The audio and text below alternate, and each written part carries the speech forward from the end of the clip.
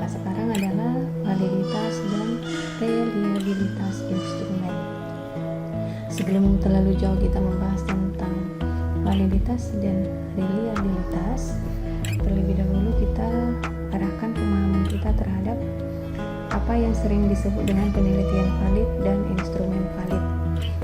Perkataan ini sering kita dengar, apalagi kalau misalnya mahasiswa sedang seminar proposal atau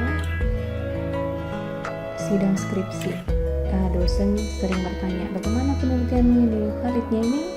Bagaimana instrumenmu, validnya ini? Nah, kedua perkataan ini harus kita pisahkan pengertiannya supaya tidak tumpang tindih. Yang pertama, tentang penelitian. Sebuah penelitian dikatakan valid apabila terdapat kesamaan antara data yang terkumpul dengan data yang ada di lapangan. Misalnya, untuk kita yang berada dalam bidang kependidikan, kalau misalnya kita sedang mengukur hasil belajar siswa tentang materi kesebangunan bangun datar misalnya. Nah, ketika kita melakukan tes, hasil yang kita peroleh nilainya tinggi-tinggi, sehingga kita membuat kesimpulan bahwasanya siswa sudah paham betul dan siswa sudah mengerti. Ternyata di lapangan menunjukkan hal yang berbeda. Siswa sama sekali tidak bisa memecahkan masalah-masalah yang berkaitan dengan materi kesebangunan bangun datar, sehingga sudah tidak terdapat kesamaan antara data yang dikumpulkan atau hasil yang dilaporkan dengan kenyataan di lapangan. Jika terjadi kejadian yang seperti itu, maka dikatakan penelitian tersebut bukan penelitian yang valid. Kemudian, kapan sebuah penelitian dikatakan reliable? Jika kita memberikan tes kepada sekelompok siswa dalam waktu yang berbeda, tetapi tetap menunjukkan hasil yang sama. Contohnya, jika minggu ini kita memberikan tes tentang materi kesebangunan bangun datar tadi, hasilnya tidak begitu bagus. Seminggu kemudian, tanpa ada perlakuan atau perbaikan kepada pembelajaran, kita berikan tes yang sama dan hasilnya akan menunjukkan hasil yang sama. Pada saat itulah disebut penelitian itu reliable. Data yang dihasilkan dalam waktu yang berbeda adalah sama tentang karakteristik objek yang diteliti. Selanjutnya, kapan dikatakan instrumen itu valid? Sebuah instrumen itu adalah alat ukur. Sebuah instrumen dikatakan valid apabila alat tersebut mengukur dengan tepat. Contohnya, untuk mengukur berat badan tentunya digunakan timbangan, dan untuk mengukur panjang badan misalnya digunakan meteran. Ketika seseorang mengukur berat badan menggunakan meteran, walaupun nanti akan ada hasilnya, atau sebaliknya, ketika seseorang mengukur berat badan dengan mengukur tinggi badan dengan menggunakan timbangan, sudah terjadi kesalahan dalam penggunaan alat ukur, di mana alat ukur yang digunakan tidak tepat untuk mengukur yang hendak diukur. Jadi, jika terjadi demikian, maka instrumen yang digunakan itu tidak valid. Jika kita kaitkan dengan pembelajaran, sebuah instrumen dikatakan valid jika instrumen tersebut mengukur apa yang hendak diukur. Contohnya, di dalam matematika ada dikenal dengan kemampuan pemecahan masalah. Untuk mengukur kemampuan pemecahan masalah, tentunya ada alat ukur pemecahan masalah. Tetapi ketika ingin mengukur kemampuan pemecahan masalah digunakan instrumen pemahaman matematis, maka alat ukurnya sudah salah, sehingga instrumen tersebut dikatakan tidak valid. Kemudian, instrumen dikatakan reliable jika hasil atau nilai yang diberikan alat ukur tersebut konsisten. Jadi walaupun misalnya alat ukur tersebut digunakan dalam waktu yang berbeda, data atau hasil yang diberikan tetap sama. Dengan demikian dapat disimpulkan bahwasanya instrumen yang valid dan reliable diharapkan akan menghasilkan penelitian yang valid dan reliable. Kenapa dikatakan diharapkan? Karena instrumen yang valid dan reliable belum tentu menghasilkan penelitian yang valid dan reliable. Kenapa begitu? Karena penggunaan instrumen itu juga tergantung tergantung kepada orang yang melakukan penelitian. Sama halnya dengan ketika seseorang menggunakan meteran untuk mengukur tinggi badan seseorang, bisa saja dia tidak valid karena orang yang menggunakan meteran tersebut tidak fasih dalam menggunakannya. Contohnya dalam peletakan angka 0. Ketika dia mau mengukur tinggi badan seseorang, dia bergerak dari angka 1, tidak dari angka 0. Di situ terlihat bahwasannya orang yang menggunakan instrumen tersebut tidak fasih atau tidak berkualitas dalam menggunakan alat ukur tersebut. Dengan demikian, instrumen yang valid dan reliable itu bisa saja hasil penelitiannya tidak valid dan reliable karena dipengaruhi salah satu faktornya adalah orang yang menggunakan instrumen tersebut. Sehingga jika disamakan pengertian dari instrumen yang valid dan reliable dengan penelitian valid dan reliable, itu menjadi sangat salah karena justru instrumen itu yang menghasilkan penelitian. Jadi itu merupakan dua pengertian yang berbeda. Selanjutnya, instrumen yang valid itu belum tentu reliable. Dan sebaliknya, dengan artian instrumen yang reliable itu belum tentu valid. Bagaimana bisa begitu? Contohnya, meteran adalah instrumen yang sudah ditetapkan valid untuk mengukur tinggi badan. Tetapi kalau seandainya meteran tersebut rusak, sudah hilang misalnya angka 0 dan angka 1-nya, maka ketika digunakan untuk mengukur panjang suatu benda, dia akan tetap memberikan hasil yang sama. Hasilnya tetap sama. Tetapi instrumennya kan sudah rusak. Hasil yang diberikan instrumen tersebut kan tidak tepat.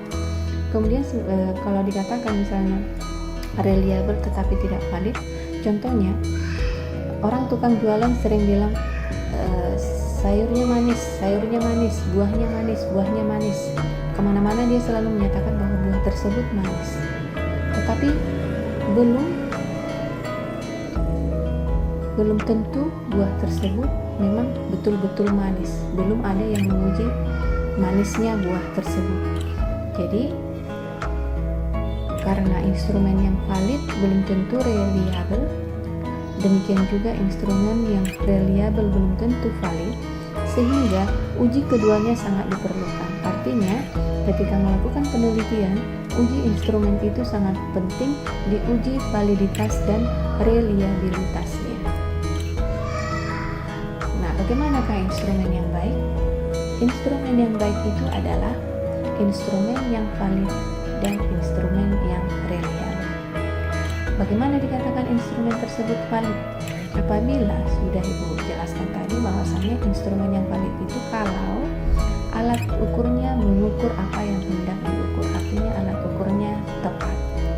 Kemudian bagaimana dengan instrumen yang reliable? Instrumen yang reliable itu adalah apabila digunakan mengukur berkali-kali menghasilkan hasil yang sama, atau disebut juga ini tetap. Kalau valid disebut itu tetap, kalau reliable disebut, kalau valid disebut tepat, kalau reliable disebut tetap.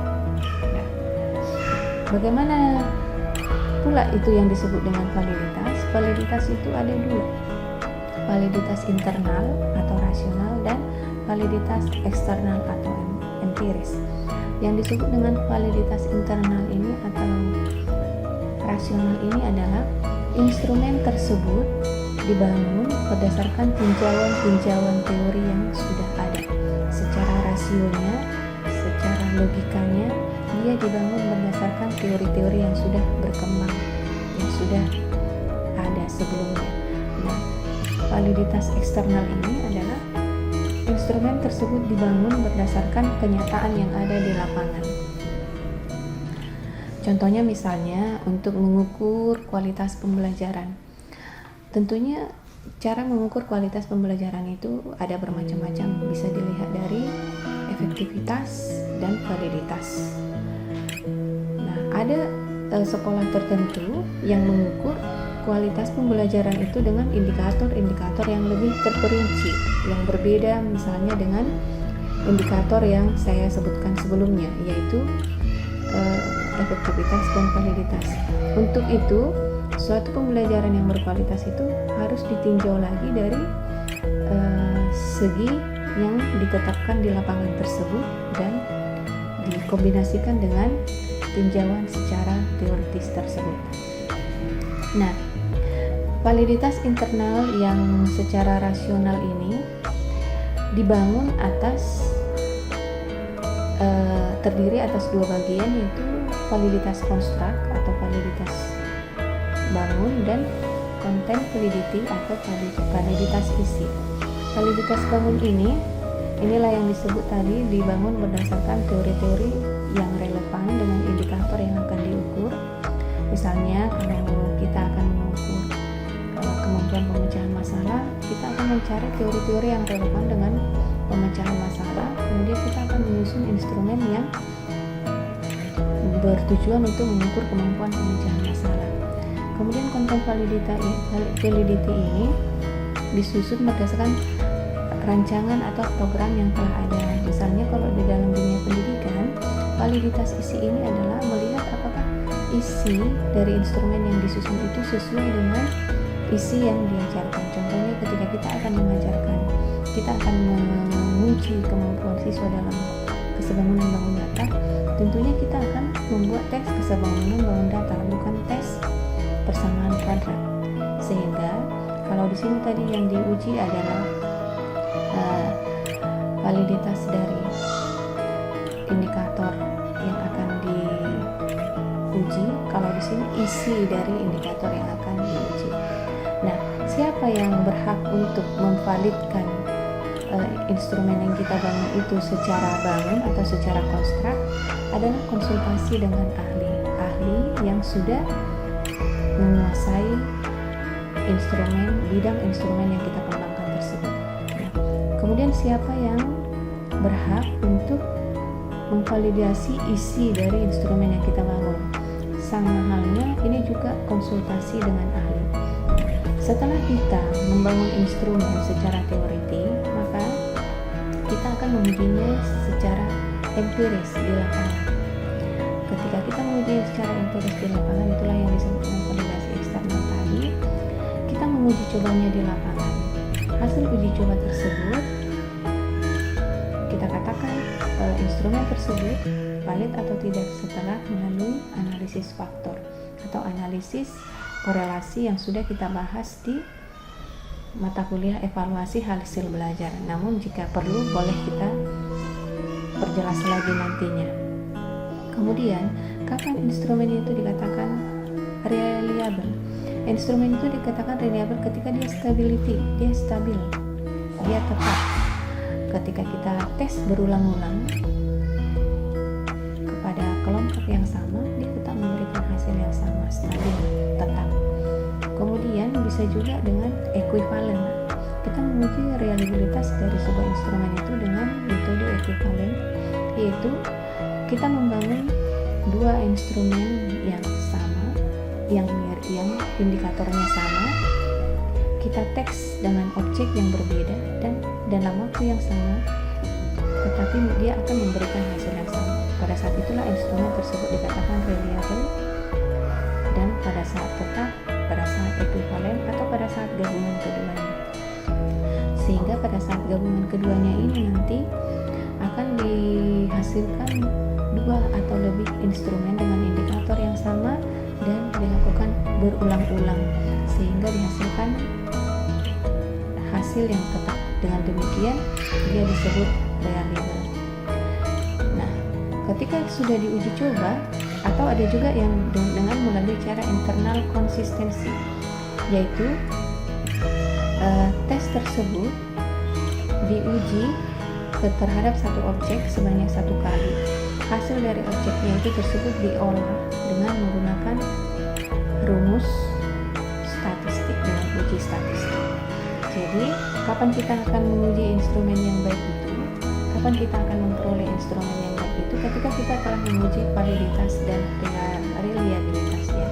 Kapan instrumen kita itu dikatakan valid dan reliable? Ketika ahli sudah menyatakan bahwa instrumen kita itu layak untuk digunakan dan sesuai, artinya dia sudah sesuai dengan kajian teori, dan ketika instrumen kita itu sudah sesuai dengan fakta di lapangan atau fakta empiris melalui hasil pengolahan data kita. Kapan instrumen kita itu dikatakan reliable? Ketika kita sudah melakukan uji baik secara stability, equivalent, gabungan atau internal konsistensi, memberikan hasil bahwa instrumen kita itu layak untuk digunakan. Pengujian validitas instrumen seperti yang sudah saya katakan tadi sudah pernah dibahas di evaluasi hasil belajar. Nah, siapa yang berhak untuk menguji konstruk dari instrumen kita itu? Ahli. Ahli inilah yang akan memutuskan apakah instrumen kita itu boleh digunakan dengan revisi atau langsung boleh digunakan tanpa revisi atau sama sekali tidak boleh digunakan. Sebaiknya minimal 3 orang ahli untuk menilai instrumen kita apakah valid secara konstruk atau tidak, dan kalau bisa dokter, dengan asumsi dokter sudah lebih berkualitas di bidangnya. Nah, siapa yang berhak untuk memvalidasi isi dari instrumen kita itu? Tentu saja juga ahli melalui kisi-kisi yang sudah kita bangun. Contohnya ketika kita ingin mengukur kemampuan pemecahan masalah, kita sudah ada kisi-kisinya atau garis-garis besar kemampuan pemecahan masalah pada materi tertentu yang akan kita bahas. Nah, kapan instrumen kita itu dikatakan valid secara eksternal? Ketika kita sudah melakukan uji coba di lapangan, instrumen tersebut kita uji coba di lapangan dengan menggunakan responden minimal 30. Sesudah itu kita analisis dengan analisis faktor, baik itu dengan menggunakan rumus ataupun dengan menggunakan program. Bagaimana kita menguji reliabilitas tes kita itu? Kita melakukan tes retest secara berulang-ulang. Ketika kita melakukan tes retest secara berulang-ulang, hasilnya harus stabil, harus tetap, berarti dia sudah reliable. Ketika dia equivalent, seperti kalau kita menggunakan dua atau instrumen yang berbeda diberikan dengan waktu yang bersamaan kepada objek yang sama, maka hasilnya menunjukkan hasil yang sama. Gabungan keduanya yaitu 2 instrumen diberikan kepada objek yang berbeda dan memberikan hasil yang sama, atau dengan cara internal konsistensi dengan uji coba di lapangan kemudian dianalisis secara statistik. Demikian uji validitas dan reliabilitas tentang instrumen yang dikembangkan dalam sebuah penelitian. Sekian dan